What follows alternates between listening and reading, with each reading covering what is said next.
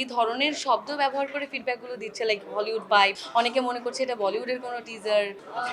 যদি কিছু মনে না করেন, আজকে আসলে নোয়াখিলা মাইয়া নিয়ে যে উৎসবমুখর সময়টা আমরা কাটাচ্ছি, আমার মনে হয় আমরা এই এই দিকে থাকি তাহলে আমি খুব খুশি হব। আসলে নাগরিক হিসেবে সবারই আচ্ছা আপু, একটু জানতে চাই যে র্যাপ গানের ক্ষেত্রে আসলে আঞ্চলিক গান খুব কম আমরা ইন্ডাস্ট্রিতে দেখতে পাই, সেক্ষেত্রে আসলে আঞ্চলিক গান করার ইচ্ছাটা কেমন মানে কীভাবে জাগলো, এবং মানে যখন কাজ করেছিলেন তখন কি আসলে ভেবেছিলেন কিনা দর্শকের এতটা সারা পাবে, যেহেতু আজকেই কাজটা আসলে করেছি খুব হুট করে মাথায় আসা, এবং কাজটা যখন আমাদের মিউজিকটা রেডি হয়ে যায় এবং আমরা মানে যারা এই প্রজেক্টের সঙ্গে জড়িত এবং আমার ফ্যামিলি, আমরা সবাই যখন গানটা শুনলাম, শোনার পরে তখন আমরাই আসলে সত্যি কথা যেটা ভাইব করছিলাম, অ্যান্ড মনে হচ্ছিল যে ওকে ফাইন, মনে হয় ভিন্নধর্মী কিছু একটা হয়ে গেছে। এই কারণেই আসলে আস্তে আস্তে ওই আত্মবিশ্বাসটা জন্মে যে না, এই কাজটা মানুষের ভালো লাগবেই, এবং সেখান থেকে প্ল্যান করলাম যে আমরা মিউজিক ভিডিও করব। এরপর আরো আঞ্চলিক গান আমরা দেখতে পাবো। হ্যাঁ, যে পরিমাণ আসলে ফিডব্যাক আপনাদের কাছ থেকেও আজকে পেলাম, এবং যেহেতু আজকে গানটা প্রকাশ হয়ে গেছে, আজকে টিজারটা প্রকাশ হওয়ার পর থেকেই আমি খুবই খুবই অসাধারণ ফিডব্যাক পাচ্ছি, এবং সবাই যে ধরনের শব্দ ব্যবহার করে ফিডব্যাকগুলো দিচ্ছে, লাইক হলিউড ভাইব পাচ্ছে, অনেকে মনে করছে এটা বলিউডের কোনো টিজার, সবাই বলছে যে বাংলাদেশে এরকম একটা কোয়ালিটির টিজার মানে আনবিলিভেবল। এই ধরনের ফিডব্যাক দেখে আসলে সাহসটা এবং আত্মবিশ্বাসটা আরও বেড়ে গিয়েছে, এবং আমার বিশ্বাস যে সবাই কাজটাকে খুব পজিটিভলি নেবে ইনশাল্লাহ। সো যদি পজিটিভলি নিয়ে ফেলে এবং এই জায়গা থেকে একটা সফলতা পেয়ে যাই, তাহলে হয়তো ভেবে দেখবো যে এই ধরনটাতে আরও প্রজেক্ট করা যায় কিনা ইনশাল্লাহ। আচ্ছা আপু, আজকে দেখলাম যে আপনার সাথে আপনার আম্মু এসেছে এবং খুব এনজয় করছিল প্রত্যেকটা মুহূর্ত। সেক্ষেত্রে আসলে আম্মুকে নিয়ে কাটানো আজকের মুহূর্তটা কেমন? খুবই অসাধারণ, এবং আপনারা হয়তো জানেনও অনেকেই যে আমার ম্যানেজার কিন্তু আমার মা। সো তিনি খুব অ্যাক্টিভলি আসলে এই বিষয়গুলোকে হ্যান্ডেল করেন, এবং আজকের অনুষ্ঠানটাকে এক্সিকিউট করার পিছনে তার অনেক বড় অবদান। এবং আমার আসলে লাইফটা খুব ফ্যামিলি ওরিয়েন্টেড, মানে আমি আমার মা, বাবা যখন ছিলেন বাবা, এবং আমার ভাই, আমার শ্বশুরবাড়ির মানুষজন, আমার হাজব্যান্ড, মানে আমি খুব ফ্যামিলি ওরিয়েন্টেড মানুষ। সো আমি সব কিছুতে ফিডব্যাক বলেন বা যে কোনো একটা কাজ করার আগে সব কিছুতেই আমি আমার ফ্যামিলিকে ইনভলভ করি, এবং আমার এটা খুব পছন্দ। আজকে যেহেতু ভাইয়া ছিল না, ভাইয়াকে মিস করা হয়েছে? অবশ্যই 100%-এর উপর, মানে 200 বলেন আর কি।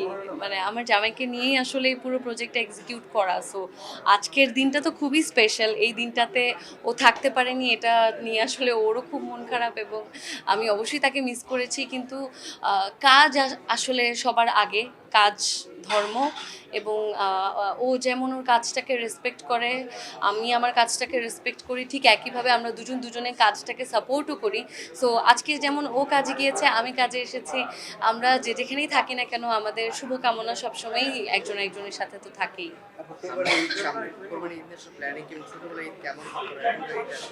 আমার আসলে কুরবানির ঈদ বলেন, রোজার ঈদ বলেন, ঈদ মানে অবশ্যই আনন্দ, এবং সাথে আমার জন্য আরেকটু বেশি আনন্দ, কারণ আমার সময়টা গানে গানে কাটে। যেটা হয় যে সবাই কিন্তু ঈদটাকে একটা ছুটি হিসেবে ধরে নেয়, বাট আমরা যারা গানের মানুষ, ঈদ মানেই হচ্ছে আমাদের অনুষ্ঠানের মৌসুম।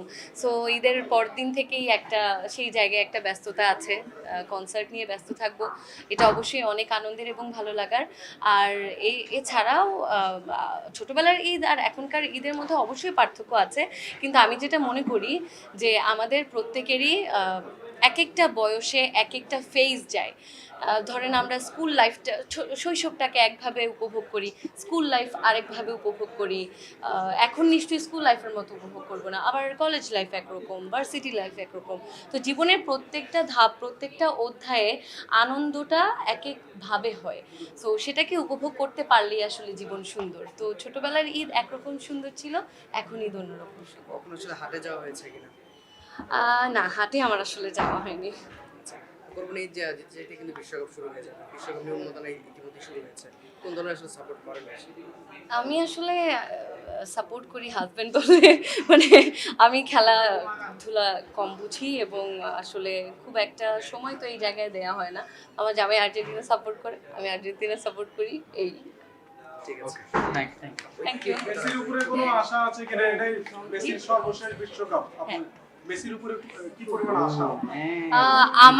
আমি আসলে আমারটা না বলে আমার হাজব্যান্ডেরটা বলতে পারি, বিকজ ওর মধ্যে আমি অনেক এক্সাইটমেন্ট দেখি এই বিষয়গুলো নিয়ে। সো ও আবার মানে মেসি ভক্ত একটা ছেলে। সো আমার যেটা হয়, আমি আগে এই বিষয়গুলোর সাথে ইনভলভ ছিলাম না, কিন্তু এখন দেখা যায় কিছুদিন পর পরও আমাকে ভিডিও দেখাবে, দেখো এই পাসটা কিভাবে দিল, দেখো এই গোলটা কিভাবে দিল, চিন্তা করছো কিভাবে দিচ্ছে। সো ওই জায়গা থেকে আসলে ও খুবই হোপফুল। সো ওর সাথে সাথে আমিও হোপফুল, মানে স্বামীর সাথে তাল মেলাতে হবে, এই তো নাকি? আচ্ছা, আপু কাজের বাইরে একটা জিনিস জানতে চাই যে হ্যাঁ। রামিসার ইস্যুটা এখন টপ অফ দ্য টাউন আসলে এই মাইক্রোফোনগুলো সোজা করে দাও। এটা ধরলে অফিসের আহ, সোজা করো মাইক্রোফোন। সবগুলো বাড়ি মাইক্রোফোন কেমন আমরা জানি যে বিষয়টার খুব সুন্দর একটা সমাধান এসেছে।